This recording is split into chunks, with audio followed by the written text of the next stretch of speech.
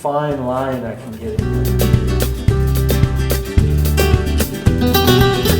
Let's start making some marks and see how it goes. Oh, I just love that right in there. I wish you could see that in person. Welcome back to Pastel with Avon. Hey, today I'm going to do something different that I've never tried before. I'm going to take my little study pieces, my thumbnail sketches, and I'm going to use pastel and I'm going to use charcoal and try to duplicate on those little itty bitty thumbnails the mark making that I wanted to experiment with in a bigger 12 by 12 piece. We're going to make some really fine lines that will bleed through. I'm going to stay at the light end of the scale, but my lines I'm going to make when I scratch away the pastel. When I scratch away that pastel, we're going to have really dark, almost etching type lines. All right, so let's see if we can make this work. This is a 12 by 12 panel. Just a masonite panel from the hardware store. I first coated it with a coat of white gesso to seal the panel. Then after that was dry, I mixed clear gesso and a little bit of acrylic Mars black, just a little dollop, just to brush on some texture and some tooth for my pastels. So that's what I'm working on today. I'm using the subtractive method, so this ground is important because when I subtract the pastels, I want to get little thin lines to represent some reeds and some grass that I saw at a lake. And this bunch of grass, it was just how they were etched into the surroundings and etched into the water.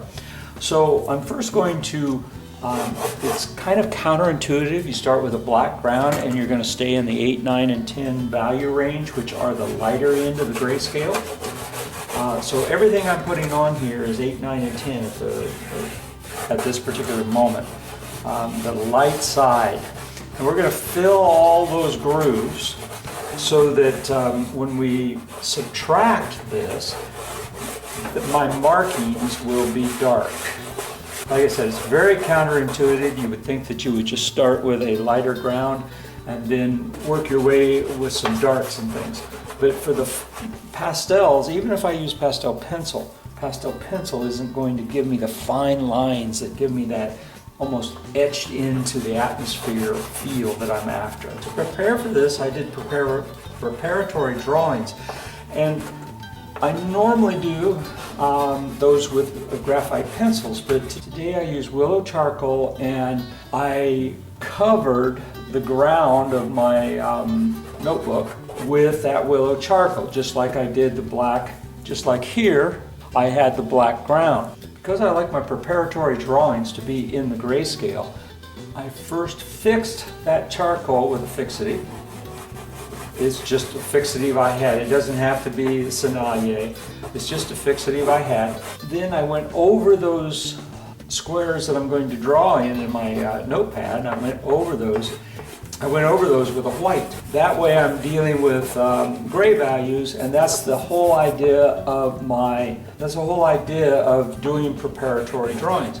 But I've never done this before where I'm trying to capture, I use a white pastel over that willow charcoal. I'm using this bottom drawing and I'm transferring those values that I had in this bottom drawing to this piece here, where I have the grasses in here and I don't want the grasses to go all the way to the edge.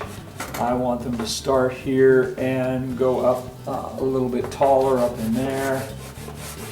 So you can see how I am trying to duplicate in my drawing in the value of doing a thumbnail sketch, in this case using pastel and similar materials to try to mimic what I want to try in my painting.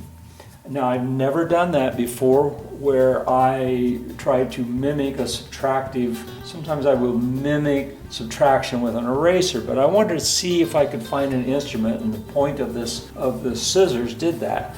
Try to pull those little thin lines out from this.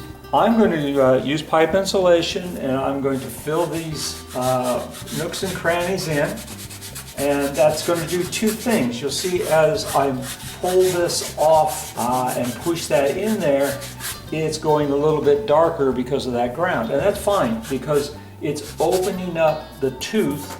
It's filling the dark tooth so I don't have, if this was a white ground, I get those things I call lint marks. It looks like a little lint in my darks, and it looks, in this case, you have darks in your whites. If I didn't fill in this ground and I just kept trying to put pastel over, all these little dark areas would stay. So the purpose here is to drive some of the light colors into those grooves and only subtract the areas with an instrument, a sharp instrument at the end, so the darks come through in fine lines. So we're going to lose the drawing a little bit, but the color hues I selected are underpainting. Again, I'm going to be going over. I'm going to try to use some reds, oranges, and blues. And the blues will end up being kind of blue-gray maybe. This is likely just a 12 by 12 expansion study of what I did. I went to this lake in the fall, and all the cattails and all the reeds had died, and they'd taken out the docks. And this was at a Indiana Department of Natural Resource area called Trine Recreation Area. And I had been there before when everything was green and the lily pads were on the lake and everything, and I loved the lily pads. But these patches of grass just caught my eye, and it's like, man, they're just like etched. They're just etched into the sky and etched into that water. We'll see what happens. Again, it's probably just going to end up being a study, but it could turn into something. That's the surprise. I love the surprise. The surprise. Now I could take a marker and I could probably mark on here and get some of those marks. But whether it's ink or whether it's this ball point scratching to get underneath, I don't know. But that's the sort of thing we're going to do, but it's going to be at the end. This is, again, I'm trying to stay in those 8, 9, and 10. If I need to, I will swing down and get a little bit darker, and this might be a 6 or a 7 value if I turn it to gray. But at the base of these reeds, we'll call it a shoreline, even though it's not the shoreline, it's the base of this bunch of reeds. They're darker. I want that etching to come up into the sky and a little light area there. And I keep forgetting my drawing has the reeds not going all the way to the edge, so I'm going to reestablish that.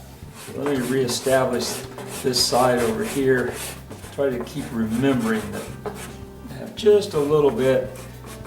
And if you follow my channel, I've talked about the steel yard before, where you've got a big weight on this side and a little weight on this side, and this light area will be the pivot point. Kind of like a balance scale, but it's a little bit different than the balance scale that is often called the balance scale in art and Edward Payne's work. So, and if I get it up there, I got to have those darks down here. They're going to go off the page down in here. So I'm just working in big shapes right now. And by using blue and putting this orange over it, I'm graying down this kind of brighter orange. But then when I go up into the sky with it, it's going to give me a little brighter or a little bit more saturation that is true to the color I've selected. But down below, we want it to go gray or grayer. And I'm not pressing hard because I want that blue to vibrate with that orange. That's part of the beauty of layering. That's why I use textures, is because I can create those vibrations the same way a mark maker would put this orange next to the blue and let them vibrate back and forth. But I don't have to worry about the marks. I'm letting the random nature, the gesso painting, create those marks. If you haven't worked with texture, heavy texture before, and you like mark making, try it sometime. All you're going to do if you don't like it is just paint over it. That's the beauty of pastel. Come on, let's get with the program, man. Because I want my sky, and there might be some clouds in the sky reflecting down in the water. My ultimate goal is to get that mark making using sharp edges and that stark black coming through. So everything else in the painting, as I said, is going to try to remain in the 8, 9, and 10 value, but I'm going to put in some 6 and 7 and 8 values underneath here, just so that when I paint over them I start etching, if I don't go all the way through to the dark, I will be able to pull some of these other values out. Now, if you haven't learned anything about values right now, just think in terms of dark and light. When I talk about values, I'm talking about light and dark. And you don't need to know values yet. If you haven't learned those, no need to leave us. But I'm talking to my more experienced students when I talk about values. But just think in terms of dark and light colors and how the paintings develop. You know, you get that contrast between dark and light. That's all values is understanding how dark and light plays with one another, and that colors translate into gray values of different light and darks. So that's all we're talking about there. Okay, at this particular point I've got my large shapes, I've got my sky shapes, I've got my reflections. I'm now going to break these up into smaller areas so that we can get to the point of this video is to get to the point where we can scratch things out. So I'll just work on that, and then we'll come back and talk about when we're ready to do the etching or the subtractive part of this. So right now I'm just going to balance up some colors, I'm going to paint this as though I'm not planning to etch, as though I'm going to try to create bunches of reeds of different, there I go talking about values again, different lights and darks and color hues up in here. And we'll get to the end and we'll start to see that etching process.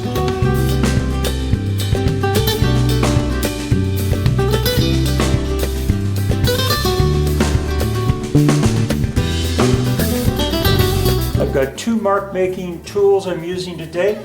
This is a simple pair of scissors. It looks like it's very sharp, but on the ends are squared off and blunt. I found that if you use just pins, the marks are so fine you can't see them. It's like this screw head. If I use the end of the screw, I'll get some very fine marks, but which is helpful in places. If I want just little fine marks, dark going up in these light areas, like small tree branches, that's great.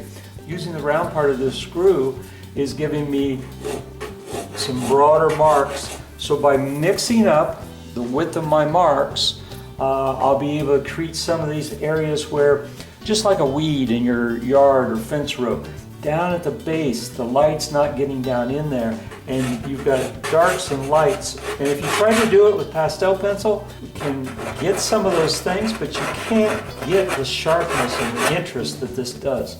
It's going to get noisy here, so bear with me as I try to talk through that. And I'm thinking about how these reeds grow out of the kind of bag, marshy area. And you see, I've kept the painting on the light side, but as I expose the black underpainting, then it's going to make this painting, areas of it, go in a wider span on that grayscale when you turn it to gray.